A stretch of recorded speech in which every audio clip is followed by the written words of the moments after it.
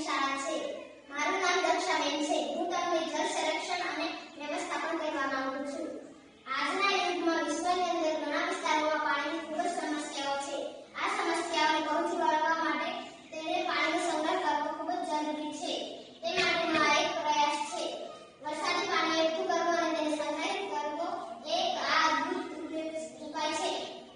તે પાણીની તંગી અને દુષ્કાળનો અસરકારક અને મૂલ્યવાન ઉકેલ જોઈ શકાય છે.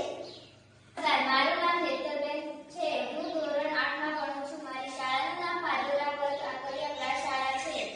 આનો હેતુ વરસાદી પાણીનો યોગ્ય ઉપયોગ કરવો, પાણીનો વ્યય અટકાવવો, પર્યાવરણને લીલુંછમ બનાવવું, જળ છે તો જીવન છે નો સંદેશ આપવો. નમસ્કાર, મારું નામ ક્રિશ છે. હું ધોરણ 8 માં ભણું છું. મારી શાળાનું નામ પાદોરા પ્રાથમિક શાળા છે. સૌપ્રથમ એક પૂઠું લઈ તેની મદદથી એક છાપરું બનાવવું. છાપરા ઉપર એક પ્લાસ્ટિકની ટ્રી મૂકવી. ટ્રીમાં વરસાદી પાણી એકઠું થયેલ એક ફિલ્ટર ટાંકીમાં પાઇપ દ્વારા જવા દેવું. ફિલ્ટર ટાંકીમાં રેતી કાંકરા રોગ ભરેલ છે. ફિલ્ટર ટાંકીમાંથી ફિલ્ટર થયેલ પાણી એક સંગ્રહ કરેલ ટાંકીમાં જાય છે. મારું નામ ધનિષ્ઠાબેન છે. શાળાના પાદરા પ્રાથમિક શાળા છે. હું તમને આના ફાયદા કહેવા માંગુ છું.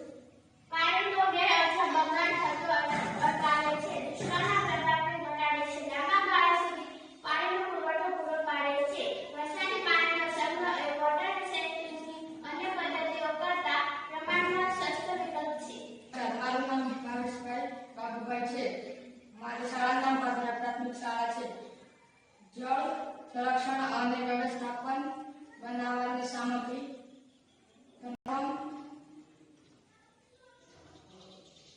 માટે થર્મોકોલની શીટ, કાર્ડ પેપર, મુઠ્ઠા, ફેવિકોલ,